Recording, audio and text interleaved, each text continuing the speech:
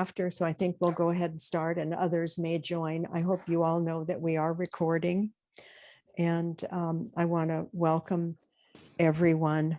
The purpose of Critical Connections is to promote and enhance critical writing in ceramics, just so that everyone in the ceramic arts. And I want to thank the Lighten Foundation again for another just so generous contribution to this cause. So we're really good now at the present rate of payment for at least probably about 2 years, or we may just work to enhance the programs and try to pay more to more people. So we'll see. I'm going to put together a little think tank to come up with some ideas for that. But today I'm really honored to turn it over to Anna Calluori Holcombe. And I failed to send her link. So I just want to say that she is she's an amazing artist in her own right. And she is just most recently faculty emerita from the University of Florida, recently retired. So yeah. And last month, for those of you who weren't here, Martina Margetts did a presentation on the life and work of Dormer. And so we thought that we didn't really have a lot of time to follow up. So we thought that this would be a nice follow-up. And Anna, who has taught theory at the University of Florida to her students, has used his writings in her teaching. So we thought that this would be appropriate to just have her talk a little bit and to get a good discussion going on the reading that we sent out. So it's good to see Judy here and Joe. That's great. Good audience. And Martina says she doesn't have the bandwidth to be visible, so she's listening.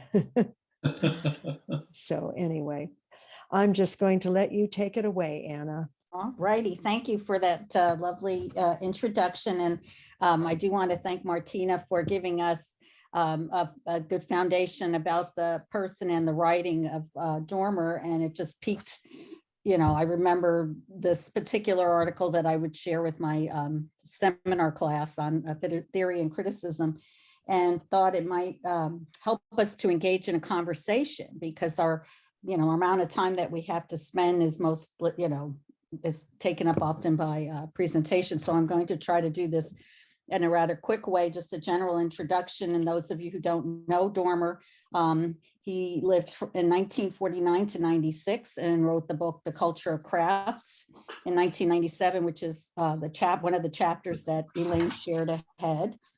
His writings embraced art, architecture, design, technology, and education, and his critical and curatorial work helped to promote the crafts into the free-flowing currents of postmodern visual culture.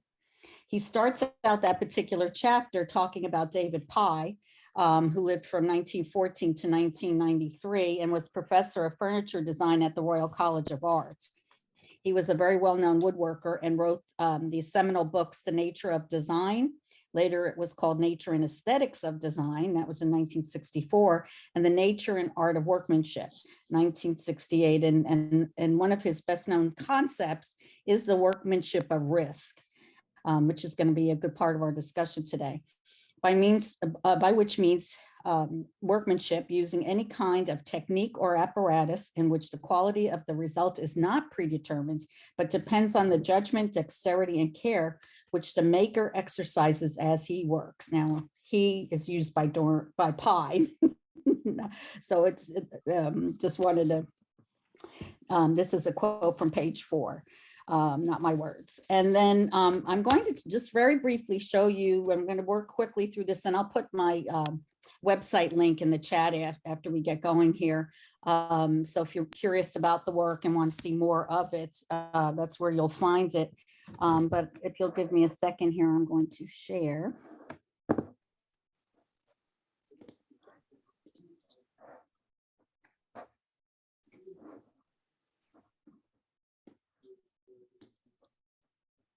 Let's see. There we go. Slideshow. All right, everyone can see this okay? All righty. As far as my process is concerned, I find natural objects outdoors, even in the supermarket. I'm always scanning the vegetable aisles. I 3D scan the objects, and here's one of the scanners that I use. And then I bring the 3D file after a little bit of manipulation, mostly cleaning it up so that it will print to a fab lab that I helped start some years ago when I first got here. Then it's printed in plastic and to scale. I think, did we jump too far? No, there we go. This gives you an idea of how those scans work. It's through photogrammetry. And these symbolize all of the many images that are taken by the scanner. And then this shows you the result in what is called a mesh or a framework that is three-dimensional. This plastic model is then used to make a mold, and the mold is used for slip casting. Typically, I work in porcelain.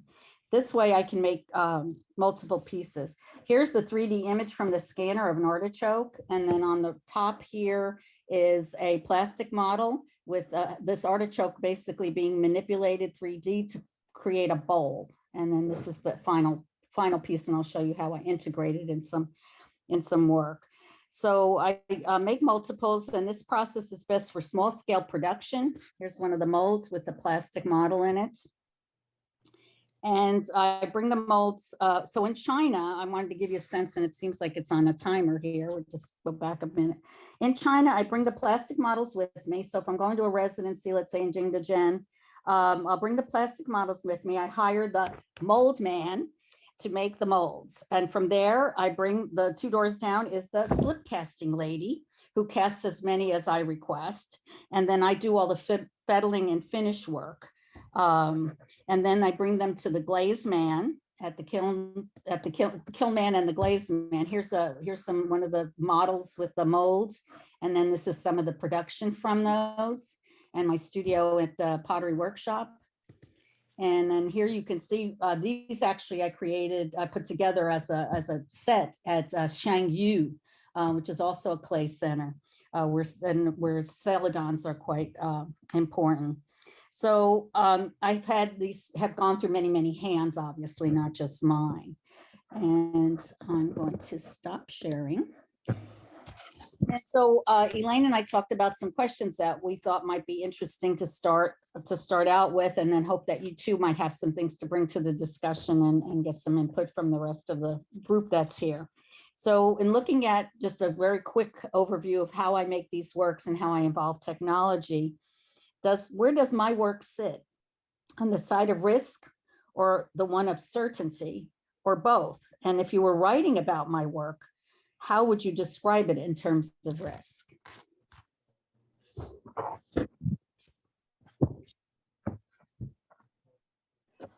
I think one of the things that Anna and I talked about, and maybe I don't have her questions in front of me and I should, but if I were going to think about some of the things that Dormer said, and then to turn and write about Anna's work, how would the process influence the way in which I would write about it? I have a tendency when I'm writing about someone else's work to make a list of the words that pop into my head when I look at the work. So as Anna was showing that, I'm thinking about the distance from that original to the end product, and how does that affect content?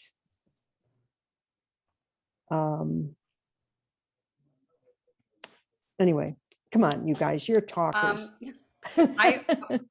What I was thinking about was the relationship of how Anna is working now to the way in which so-called contemporary artists were working starting in the 80s, such as Jeff Koons, where they would hire fabricators. Their their world was the concept, having the idea, but they didn't feel it was necessary to actually hands-on physically make the work. A California artist here who taught at UCLA, Charles Ray, has a long history of hiring great fabricators, you know, who are very skilled and can bring his concept to execution with finesse and nuance. And at first, I was very resistant to this idea because I felt, you know, what we've been taught as ceramic artists or craft artists is that so much of the decision making comes in the actual making of a piece. There are points at which you make a turn because of the way in which you're handling the clay or the fiber or whatever it is. And having fabricators do your work that you give them a scheme for, whether it be hand drawn or computer drawn, doesn't allow so much for that interpretation. However, I have circled back in my thinking that, you know, what is the essence of a work if it isn't the idea?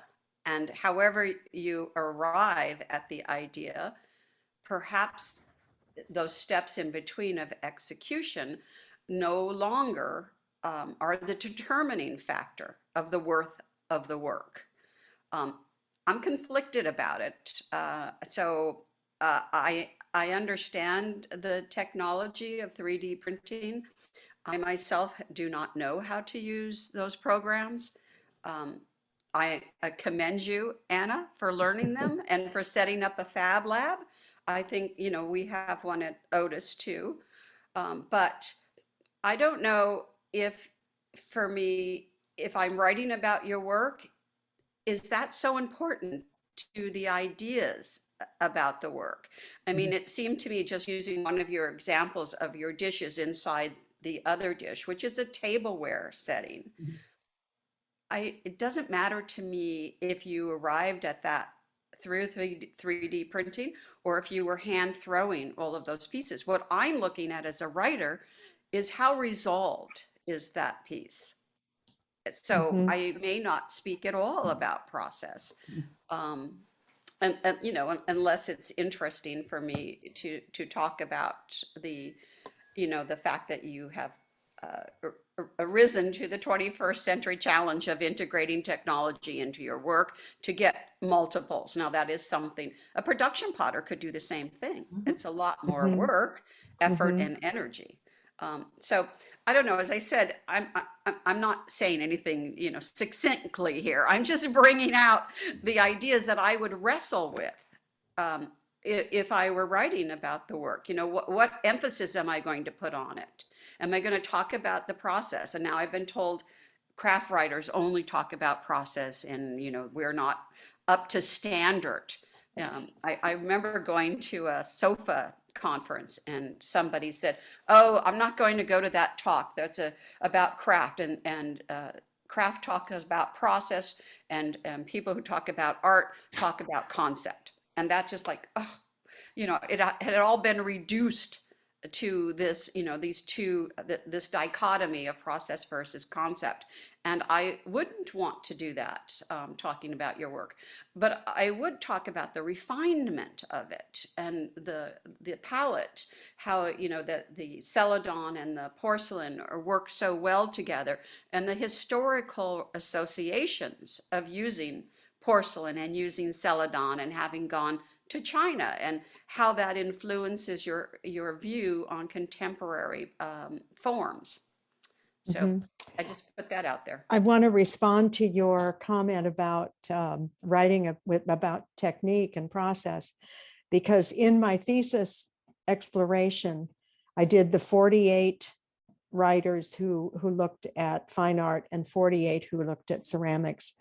And in those percentages, there was more, it was a higher percentage of the writers in the fine art category who wrote about process than in the ceramics writers. So I thought that doesn't bridge the entire craft field, but it does say something. And again, it was only 48 articles. So, but they were not chosen with any goal in mind. They were chosen at random.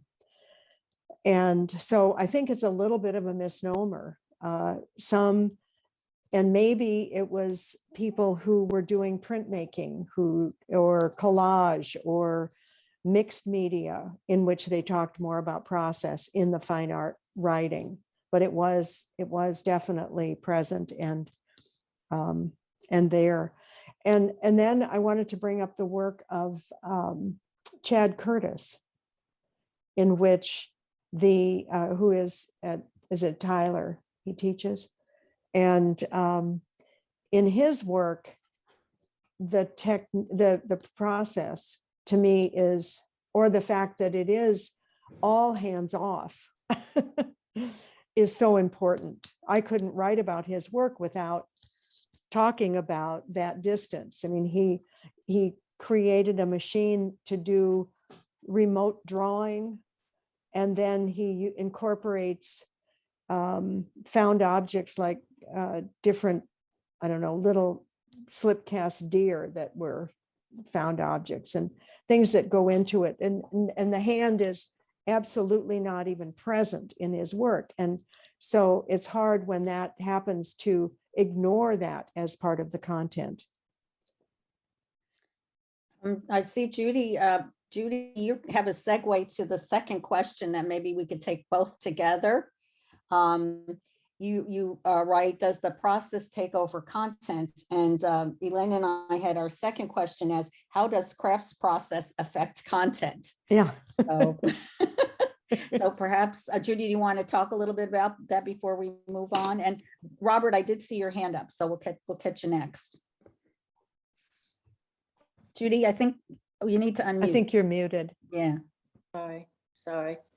First of all, Anna, I want to really thank you for sharing this Dormer piece. I have the book, but I hadn't opened it for quite a long time, and it's nice to get refreshed. I really enjoyed this reading, and it conjures up. I just got Glenn Adamson's book, also Craft, which is his latest, and the opening introduction is very similar to Dormer. He talks about craft in the bigger picture of rivets and putting machines together and assembly line. And though Glenn goes specifically to the history of American craft and puts it in the frame of the democracy or the democratizing of America and what it meant to formulate our basis of our work labor force. Dormer goes in another direction, but they both talk about the handedness and that the object doesn't have to be touched in order to be craft. And they both say, no, it can be part of like putting together a television set or whatever. But what I wanted to say, so I really thank you for this reading. And but I have to say something just in my own experience. There's a very new biennale that was started in China called the Blanc de Chine. And it's only in they've only had 2 biennales, and they're now into their 3rd. And I was fortunate to be a juror for the 2nd one that was in Beijing. And I have to tell you that I was really dazzled. I have never seen such spectacularly technically evolved work as was in that was sent to that exhibition. And, you know, those of us who've been to China, we've certainly seen dazzling displays of technique that's unbelievable. And I recently was asked to give a talk about what I feel was lacking in Chinese education. And and it's an interesting thing because all of us sitting here, in one way or another, have been teaching and involved with students, and it's very interesting. And I doubt very much if this video that I did is going to be broadcast, because I said that I'm completely dismayed about how much technique there is and how much glitter and glam and technology there is, but very few ideas that are coming out of what I see in China. It's technically magnificent. And as a juror, we're all like completely overwhelmed, but there's very little content. And unless they learn how to teach what is driving the mind of the artist, and it's what Joe is alluding to, like, what is the content? For me, it's always content. So I wished, when you just showed slides, you were showing just the technique, but your work, I wished, I hope that you will show us your finished work, because that's the only thing that I write about. I write about what I see as the final statement of an artist, and then explore that, because that's your idea. And the content, the technique, or doesn't woo me. I mean, we have all 3D printing machines and all of that. So that doesn't, it's like putting together an assembly line. Once you learn a skill, like I have a, embroidery machine. I'm still trying to learn the technique, but I haven't yet gotten anything really good coming out of it. So, your work is so powerfully good. And as a writer, I would only look at finished work, not the process. Mm-hmm. Yeah, and I do have more. I do have some more slides, and I have another artist that I'm going to throw in the discussion very soon. But I know Robert had his hand up earlier, so You're muted, Robert. Unmute, yeah.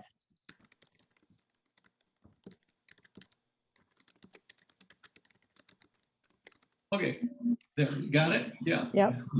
Well, one of the things about the process, I remember Richard Serra saying that art is a verb, and if that isn't process, I don't know what is. But I think the other thing, I wanted to get back to what Anna was, her first question, which was whether her work was risk or certainty, and or about risk or certainty. And I think that, as Judith said about content, I think a lot about intent and what the artist was trying to do, or the craftsman, or whatever they are.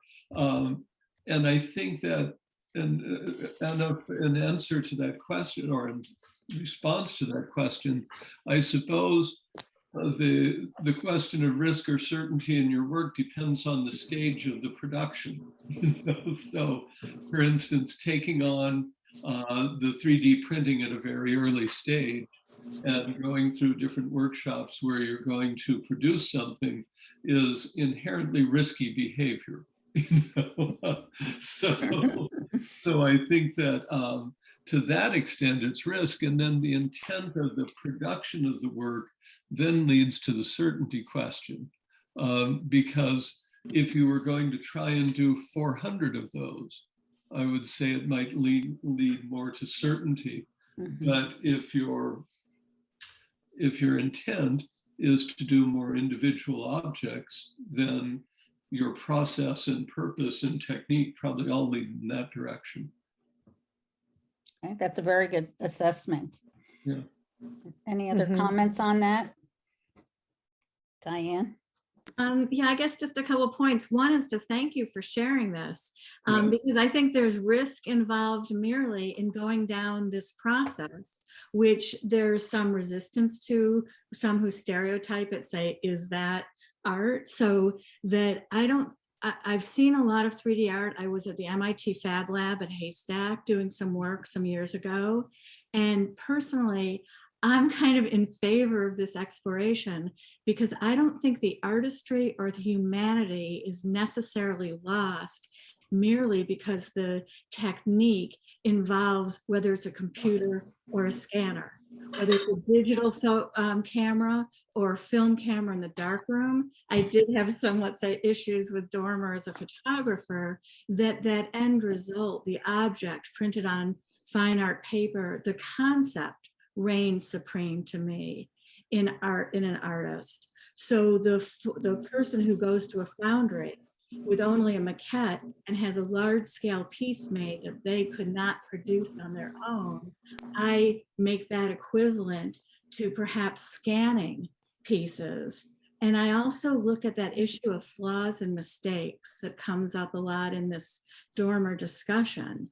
And I think if I were writing about you, I would want a very long conversation with you to probe your mind of what you see, how you evaluate it in the history of art, what your intent is, and like, would you add any flaws in the after process to show the, you know, the connoisseurship of one of a kind.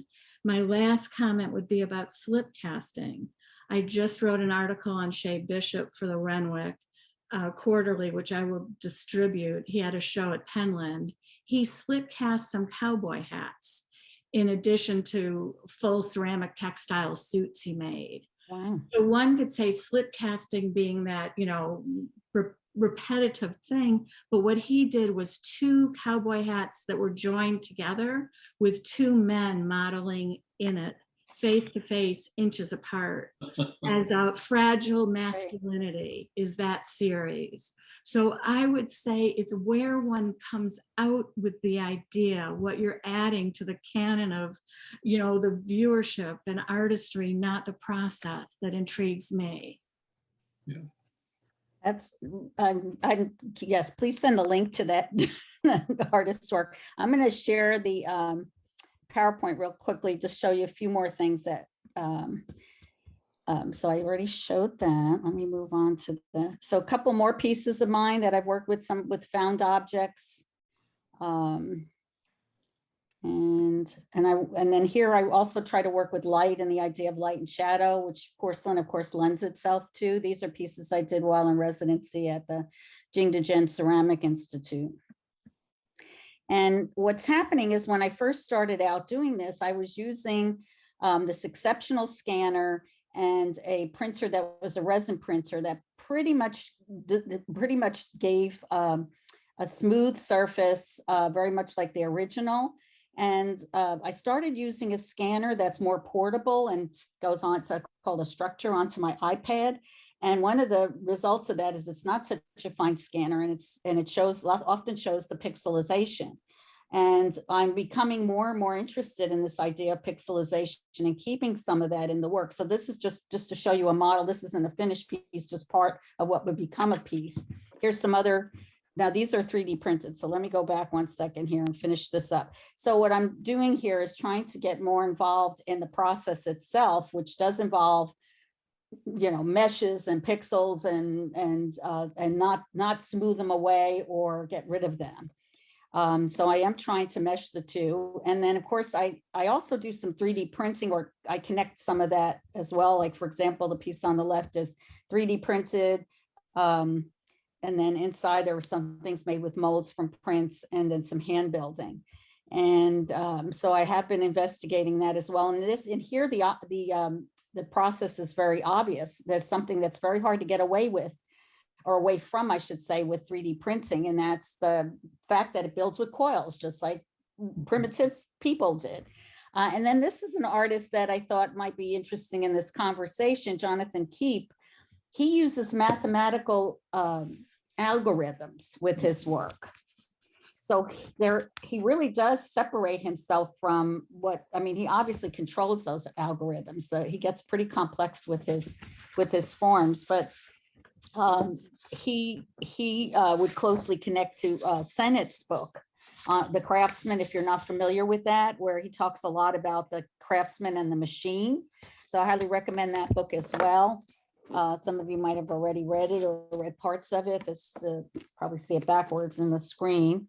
But anyway, I wanted to throw out what Jonathan Keep is doing. He's developed a working process whereby the shapes of his pots are written in computer code. This digital information is then processed and sent to a studio based self-built 3D printer that he has designed specifically to print in clay. It's a Delta printer is the specific type. Layer by layer, the pots are printed out, a sort of mechanical pottery coil building. And then after printing, the ceramic is fired and glazed the normal way in the elemental forces of earth, fire, and water. Ceramics has traditionally drawn on nature for inspiration, but in using computer code to create his works, Keep has added a further layer to include the elemental mathematical patterns and structures that underlie all forms. The appreciation of these works, he hopes, illustrates just how much we are connected at a very deep level to the natural world. And that was from C-File that wrote up something about his work in one of his shows. I just wanted to show you a little bit about some of the things that I'm doing with the process and how I'm becoming more and more attached to the digital and this working with the opposites of the digital and the natural and how those two mesh in terms of my concept. But then there's people like Keep, who's really like just separated his hand completely from this and working with computers and mathematical algorithms in order to get the forms themselves. And so one question that arises then is, how do you assess what the computer has in common with the use of other tools that are necessary in craft making? So this idea of tools, and early on, I was using the title for my presentations that this technology is just another tool in the toolbox. And of course, some people might argue with that, obviously. But I thought I would throw in a little bit about how some people are also using it in a way that separates out the artist's hand. I think Wendy had a comment. She had her hand up. Wendy? Yeah, I've had the great joy of working with Jonathan on a couple of projects. Oh, great. 2 biennales and a 2-year research project. So I've had lots of long car trips with him, 9-hour car trips, and had Wow. to chomp over and think through and think out aloud a lot of these questions with Jonathan. And Jonathan is very vocal in calling himself a potter. He insists on being called a potter because for him, he's creating vessels, and the language of his practice is vessels.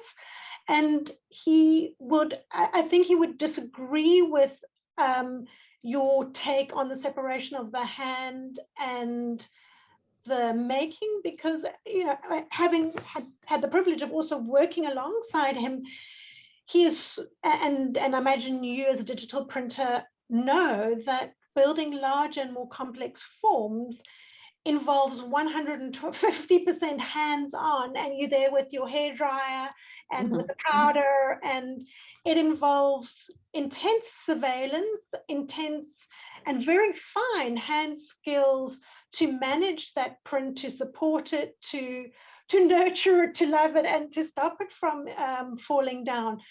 So I would kind of disagree with you know, this fantasy that a lot of people have, that it's all one or the other, and say that digital fabrication, yes, one can outsource it and then have a no hands-on approach, but if you're making it yourself, it's a very hands-on approach. And certainly Jonathan reivindicates the potter in that process. No, if you go to his website, which I highly recommend you do, two things. One is he has developed, I mean, he is so generous with the information, and he tests, he's like had hundreds of tests for clays and how glazes work and speed and all kinds of things. So he's so generous. He just has this large PDF file that he just keeps adding to all the time. So I send students there to him all the time. And also, if you go to his website, he has pots on his website. It's in a different section from his digital pots, you know, his digital pots. And then there's some that are wheel thrown in a much more traditional way. So he manages to hold on to both areas. So I really, I'm glad you were able to talk on a more personal level regarding Jonathan Keep, but he is extremely well-rounded. But I think the fact that he uses mathematical algorithms as opposed to, let's say, designing in CAD or scanning particular objects for their form or whatever, he really does rely on the computer lots more than I think a lot of other artists. And maybe a lot more than is evident in the work too. But Martina had a question, Anna. So I'm working obviously with nature, and the idea of nature as an inspiration to me, and constantly seeking out the forms and the patterns and the designs in nature, and the inclusion of doing some of this in digital media is this idea that I can actually have these as sort of opposing views and see how I might work them together. And I do design some things. I've designed some teapots for factory in Bone China Factory, Wanghuan and Zibo. And I've been working on some more, what I call more functional work, like vase forms from these, besides the more sculptural forms that I do. So I feel I have a little bit of the designer in me. And what I find interesting also is that in the States, we rarely talk about design. Whereas when I go to Europe or China, then, ceramic design is part of what is part of the curriculum. And I've actually even taken a class that was considered a vessel class that was basically an intermediate wheel throwing class, and turned it into a ceramic design class very purposefully, with the idea that, we come up with ideas and do design. So I probably fall somewhere between, ceramic sculpture, ceramic design, and have worked on a little bit of the design ends of it. I wouldn't call myself specifically a designer, but definitely the idea of designing, especially when I'm working with more functional things, with the idea that people might use them, then I think the designer part just clicks on. Diane Charnoff had another comment in the chat, and then Robert as well. And I was just thinking about the giclée print corollary when I see calls for artists. And since I do photography and ceramics or printed on clay, that issue of it being rejected by certain galleries as the reproduction, whereas as a 3D pot being produced over and over again, if there's a corollary there at all, but working with experimental printmakers who slightly alter their giclée prints, paint on top of them, hand draw something that when, it seems when the hand has touched the giclée, it all of a sudden is declared art. So, no answers here. It's just you've opened up a lot of questions and thoughts in my mind, and I so appreciate this group. The other thing I think that I'm glad you brought those up. Those ideas up. The other thing is that people think that that 3D printer is like something that can like make many multiples in a fast way. And I tell you, we do a 2-hour, I do a 2-hour print thing with my students where they come in, and the grad students in charge, and they can bring their files. And we're lucky to get anything out of those 2 hours. And if we do, it's often, as I always try to encourage them, even when we have a pot that flops over, is, well, we learned a lot from that. We know the clay was too wet, and then we go, we just the next week then work on that. So, but that, because it is, it looks industrial, I think people think that we just, and I've had people make comments like, thinking it's mass production when we do 3D printing in clay, but I'm sure Jonathan would attest to how much time it takes to print things, right, Wendy? But it is interesting because I think people see a machine and they just think, oh, the machine runs day and night. Well, you have to, that's not a machine you can walk away from. All the students have, somebody sits there the whole time. So and even if to take it a step further, I remember in Meisenthal we were working, and you have to spin the clay to put it through the extruder. And we, you thin it with water, and we sort of thinned it, and there was endless problems. And eventually we realized the water was too brackish, and Jonathan had to add vinegar to the mix to sort it out. So it, even before one is printing, there are a lot of technical complications that one has to kind of manage, just in terms of clay bodies not being made for digital printing, and that having to be manipulated and reformulated for this technology. Isn't this the risk that you're talking about, Anna? Yeah, yes, I think there's lots of of risk, even though people would probably classify it as certainty because it's machine and mechanical. There's, I think, probably a lot of risk involved. I had the honor of teaching a design class, 3D printing design, in the interior design department of the Jingdezhen Ceramic College, which is separate from the ceramics program. And I worked with Minchong Chang. He's a professor there. He was a visiting scholar at the University of Florida for a year, and he's been spearheading after spending a year with us, he spearheaded the 3D printing at his place. And so I walked into about 30 students in the summer program, and all of them were really good, like very versed in design. I mean, they could draw and they knew how to use like 3D CAD type programs, but they never worked in clay. Now that was an interesting challenge because, you know, I looked at Minchung and I would look at their work and would say, well, you know, and they would have these like spectacular angles, you know, clay coming this way or clay going this way. And I just knew, I mean, even if it was hand built, it's going to collapse. But if you're 3D printing, as Wendy says, you have to, you know, sometimes blow dry it and, you know, try to work with different kinds of clays, that they would collapse. So we had to basically help them understand what clay did.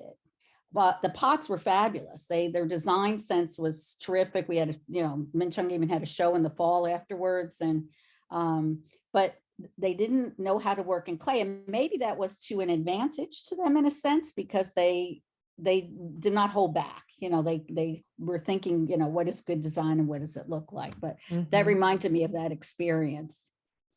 It was interesting to hear you talk about the giclée Diane, and then how it was accepted into the gallery once the hand was applied, because we'd have to look. Diane or Anna and I had a conversation about the minimalists and the lack of evidence of the hand on the work, and definitely it enhances the content and certainly would be in a gallery. So, you know, it's, yeah. I was invited, I can't remember exactly when, to be in a show in China, one of the many exhibitions that come along. I was personally invited to submit work, and when they saw, and because I'm very open about like what my process is and the description, I was eliminated. I didn't hear anything, and I'm like, what, you know, do you want this piece or don't want this piece or whatever? I just needed to know to be able to send it, and it turns out that nobody told me, but I was rejected because I was using some machine or a digital sort of thing. So there still is, you know, there still is a lot of, and some of that is not knowing, not having familiarity with some of the techniques and processes. I have to laugh because it comes back to the same Duchamp concept of, you know, an object that's not even touched and just submitted for its idea. And, you know, it was cast and it was made in a factory and it was, yes, handed, but, you know, it was presented in the context of art, which is what you were talking about, you know, Diane, about, you know, that's not accepted in the gallery. And it seems like history is repeating itself. But I always go back to the Duchamp because, I mean, it's really where all of this has begun. So much of this conversation has to do with, you know, the object. Is it the content of the object or the way it was made, or, you know, that's I always go back to that. Yeah.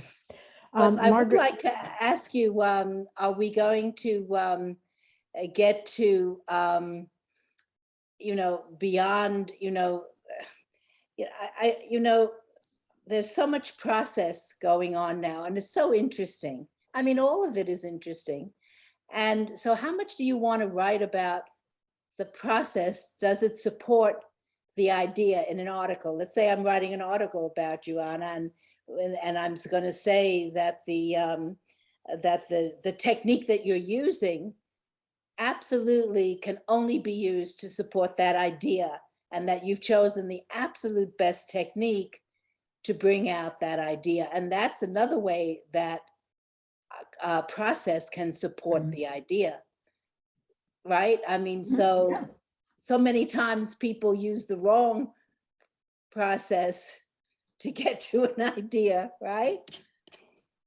Yeah, and this certainly wasn't the easy road, as you could imagine, but and a lot of it, I helped get a Fab Lab started when I came to UF. I was director for the first few years, and I was just kept reading about all this 3D stuff, and I was thinking our students really need to have, you know, to compete in the world today as teachers and artists, that they need to have experience. So it took a couple years, but we managed to get the funding from the Office of Research to start one, and it's grown dramatically since then. It's a collaboration with architecture as well. But I mostly started using it for myself personally. Was I had spent a month in Keshkemet with Ilona Ramaleh was there at the same time. And it was the first time I really was working seriously in porcelain. And that heron porcelain is still today my favorite porcelain. And so I made some models to slip cast. As you know, I was it wasn't a workshop. I just followed Ilona everywhere. You know, I just soaked up whatever I could from her process.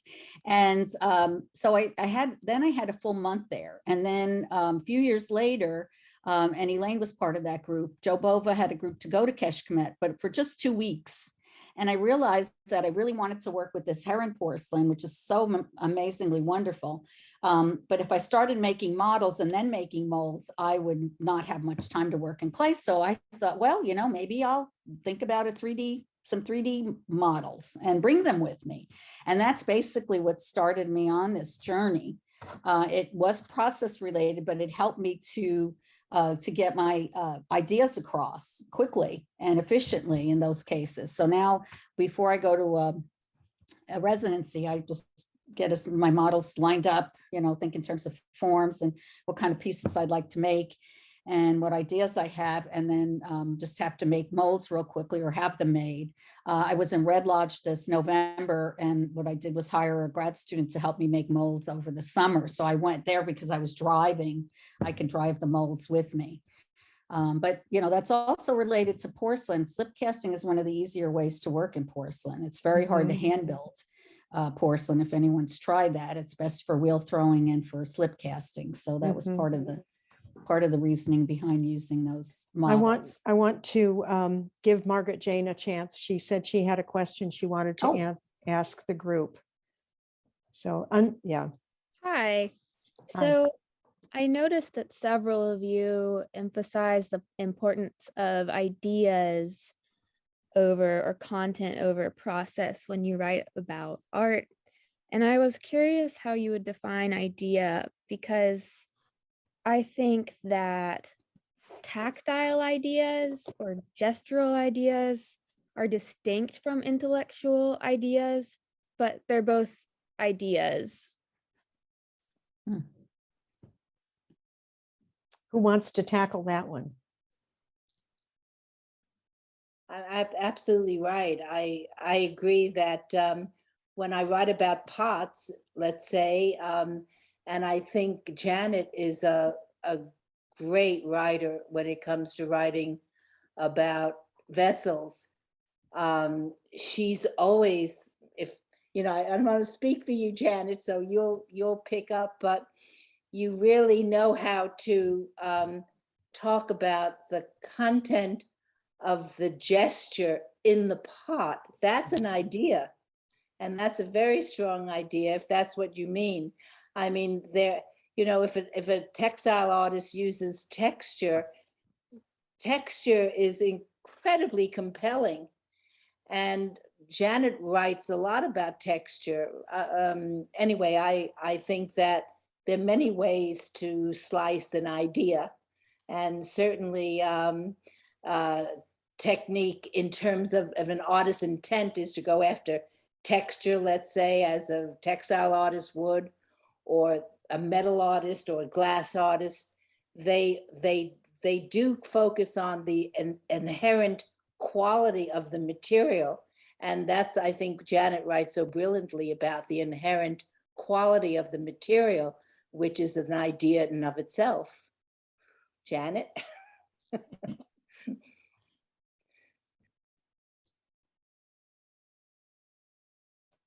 Janet, no comment? Well, actually, this is awkward, but I was just about to bail. I have been so preoccupied with some other things now. I did review this article, but like my head is not here. Yeah.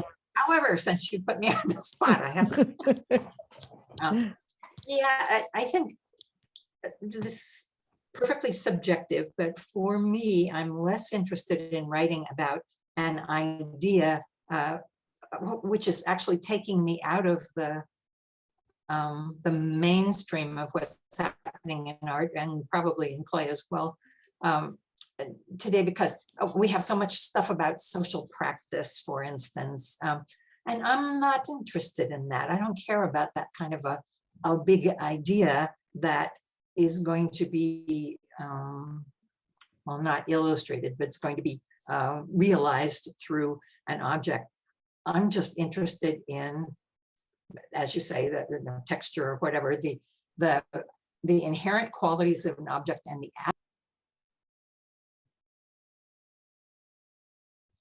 We lost you, Janet, we Yeah. lost you. oh, You'll have to repeat that last bit. am I back now? Yeah. Oh, okay. I'm less interested in dealing with an idea that's extrinsic to the object and more interested in just the visual qualities and what they communicate and how I can feel texture, for example, through my eyes, through just looking, and what an object or any kind of an artwork, a painting, whatever, what it says to me in its physical properties, rather than a programmed idea like politics or social issues or whatever today. And that's totally subjective. That's not saying there's anything wrong with that kind of work, but just what moves me is not those things. Okay, am I off the hook now? Thanks for being here, Janet. Yeah. Good to see you. I'd just like to comment, Margaret, Jane, is that as a writer, I don't think I can separate the distinction or divide the distinction between an idea, a texture, a gesture, because like the rest of us writers, we're looking at the work. And if the work, has texture and gesture, it's obviously going to be discussed in our interpretation of the work. For instance, a bowl full of fruit, that where the fruit is all nubby or scabrous, that to me is going to send a message. The artist is conveying the fact, like Caravaggio, who always used almost on the edge of rotten fruit in his paintings, that I'm supposed to be looking at this for a reason. I mean, everything is deliberate. So when an artist uses a texture or a gesture, I know that it is a deliberate intent to convey an idea, which is, there's the big idea, and then there's the demonstration of the idea and every nuance of a piece. So I teach a class at Otis that's on Zoom it's called a Ceramics Professional Critiques. And I only get to see the work digitally because this is what we're using. So when I review the work, I really have to study it to say, to give the students some encouragement, some interpretation. And those are all the things that I look at.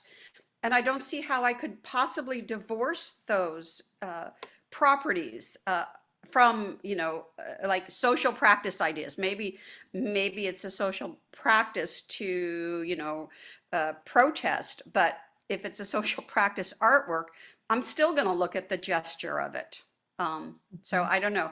I don't think I ever really learned or taught theory in the big sense of, you know, concept, but I think that artists reflect their contemporary environments, and the kinds of things that we have to interpret should all be there. I mean, we should be able to see them, because sight is our first, it's the first thing that charges our brain.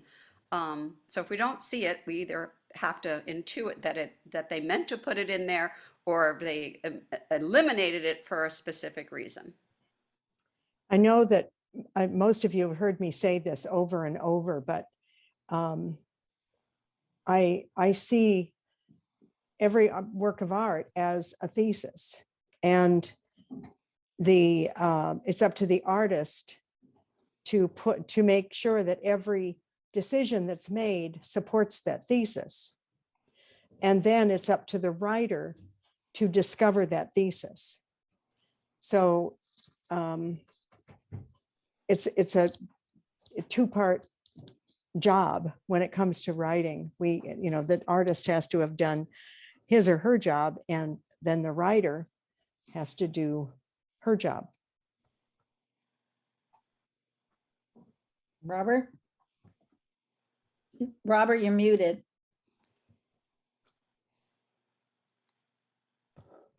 The cat must have done it. I think both are dangerous practices. That is to say, trying to interpret what an artist really thought and was intending, I think, is dangerous. And I think for the artist to assume that what they say shows up is also dangerous. So it's like, you know, so I think, you know, one of my favorite artists is Mel Chin. And the intellectual content of Mel Chin's work is just phenomenal, you know, and some of it's immediately obvious and some of it is not. And so I think my appreciation of it, I tend to like those works that have an intellectual quality to them. But I recognize that it's not the same thing as intelligent. Yeah. Well, Rob. Wendy had her hand up, so could she be the last word today? Sure. Wendy? Just to respond to Robert, I think as a writer, and I get most excited about works I can't understand when it's a one-liner, or when the artist has spelt it out. It's boring. Right. It's when it is evocative and mysterious, and 2 days later you're still churning it over, that the work is really interesting. So that doesn't mean that artists shouldn't offer statements, but it's about the originality of the work and taking intellectual as well as aesthetic risks, and understanding the canon and pushing the canon forward in interesting ways. And that as a critic, one understands that canon and can respond to that risk, and that and how sort of resolved that risk is, because sometimes those risks are not resolved, that risk taking, but when it's a well contemplated, well taken risk and it's resolved, then it does kind of play in our minds, and that's the most interesting work for me. Yeah. That brought us back around to the early part of the discussion where we bring up risk. So thank you, Wendy. Very good. Yeah. Would you ever take on, Judy asked a question, would you ever take on writing without being interesting to you? We're kind of out of time, but that is certainly something for us to ponder as we close out today. You know, if the work doesn't inspire you as much as the artist had been inspired by making it, then it's very hard to write about it. Let me tell you, Yeah, I have a hard time pulling Yeah. up ideas if there's nothing there. I had So- plenty of writers turn me down because they couldn't relate to work, after vetting it through the venue and, Right, right. so, yeah, you're right. There I is turned that, down a that lot because personal. it has to inspire you and it Mhm. has to fit into your mindset, Yeah, and all the Yeah. training that we've had. This writing doesn't bubble up out of nowhere. It comes from lots and lots of years of looking and Yeah. analyzing and thinking to yourself. So anyway, Yeah. but I'd love to talk about, that kind, writing as a process of how hard it is to write about thing. Where does it bubble up from? When do you take on assignments? And you, Elaine, what you just shared is very important, because you can't take on an assignment if you're not thrilled about it. no. Janet, you had your hand up quickly. Torture. One final word here. Well, two things. One, in regard to this question that we're just discussing right now, not to seem virtuous or something, but when I was working at Art in America, sometimes they would have a show that they wanted covered and nobody had volunteered to do it. And so I would sometimes be asked if I would write about something that I didn't really like at all. And I decided to do it as a self-education effort. I thought it was good for me to deal with this work that I didn't like. Now, what I was talking about before, being interested in the abstract qualities of something, that's just if I'm left to my own devices, that's the direction that I go in. So I think it is good to take an assignment that you don't necessarily like, because it's harder, despite what people think, it's harder to write negatively. You have to support your assertions Mhm. much better when you're saying bad things about people. Yeah. Everybody wants to hear praise. So, if you throw out praise, you'll get it from everybody. But the other story that I wanted to tell was about this matter of what you can see, the meaning. Back in those times too, when I was working as an editor and I had to edit somebody's review of some work, and I was looking at the pictures of the work and reading what this guy had said about it. And I just couldn't see what he was talking about. So I call him up and say, where is this quality? How do you see that? How does this message come through? And he said, oh, the artist told me. I'm sorry, that doesn't work. If it doesn't show in the work, it's not there. I don't care what the artist says. So Yeah. that. Margaret Jane, did you have your hand up there? No. Oh, I was just gonna say that I liked Robert's idea, but that's it. Okay. All right. Well, again, thank you very much, everyone, for being here. Great discussion. Really nice. And our next meeting will be in the third Thursday of February, same time.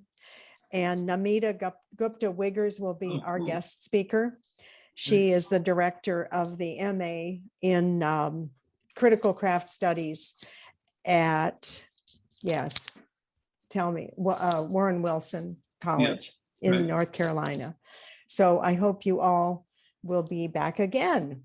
And Margaret Jane, if you have other friends who are interested in writing, please bring friends, share Great. with people. Right. And we appreciate you being here. Mhm. So thank you very much, Anna. We appreciate everything. My pleasure. And I I love will this send group. out a link once this is edited and up. So you'll have a link to the YouTube. Appreciate it. Just a quick question on the YouTube. Are you putting all of the links on YouTube, and is it a private link that you send us, or is it open to It's open anybody? to the public. Okay. And if the artist, if the presenter does not want it up, there have been a couple of instances where I have not put it up. But otherwise, yes, I'm putting them Well, up. to tell somebody, do I just tell them to go to YouTube and look under critical Look under connection? critical connections. Yes. Okay, great. Yeah. Thank you. Yeah. 'Cause Elaine, I people do- wasn't aware that this was all going out to the public. I guess we all have to be pretty careful No, we don't. What we're sharing. No, we don't, Judy. Oh my God. Just Don't let use it, names. let it all spill out. No. We all, can we just be anonymous on all of Oh, You can- well. You can change the name, on your profile Yeah. here. You can change the name at the bottom to something else, Judy. Somebody else. Take Robert's name instead? Can I take Robert's name instead? Sure, yeah, exactly. Thank you Okay, again, everybody, thank Elaine, for you. organizing this. Thank you. Okay. Yeah, Yeah, Really thank you, appreciate it. Elaine. Thanks, Anna. Thank Thanks, you, Anna. My everyone. pleasure. Bye-bye, Thank you, everybody. everyone. Bye. Bye Thank now.